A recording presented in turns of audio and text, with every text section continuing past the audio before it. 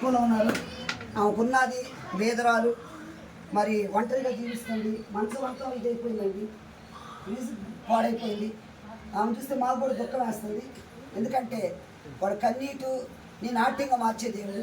మన్నా ministries ద్వారా మేము మన్నా సంఘం ఈ విధంగా వాళ్ళకి చిన్న హెల్ప్ చేస్తున్నాం.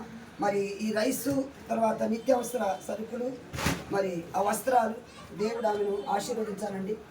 ఆమె పోషించబడాలి. ఒంటరిగా పాపం ఏదో మరి ఆ పెన్షన్ ద్వారా బ్రతుకుతుంది. చాలా క్లిష్ట పరిస్థితుల్లో ఆ ఏ చిన్న చిన్న వస్తువులు, మంచం పోయింది, ఫ్రిడ్జ్ పోయింది, బీరువా పోయింది, ఇంట్లో పాపం అన్నీ దెబ్బతిన్నాయి. మొన్న ఇదంతా ఫ్లడ్, వాటర్ మొత్తం ఇప్పుడు పోయినాయి. కాబట్టి సంగతి అదిగో ఇక్కడ దాకా వచ్చింది వాటరు. మరి చాలా ఇబ్బంది పెట్టుకున్నారు. బాధపడమాకమ్మ. ఆమె చూడండి ఎంత హృదయ విదారకరమైన సంఘటన అండి. దేవుడి వీళ్ళు ఓదార్చుడు కాదు. ప్రార్థన చేద్దాం. ప్రభువా నీ దాసురాలు ధైర్యపరచండి అయ్యా, నెమ్మది ఇవ్వండి, మనశ్శాంతి ఇవ్వండి.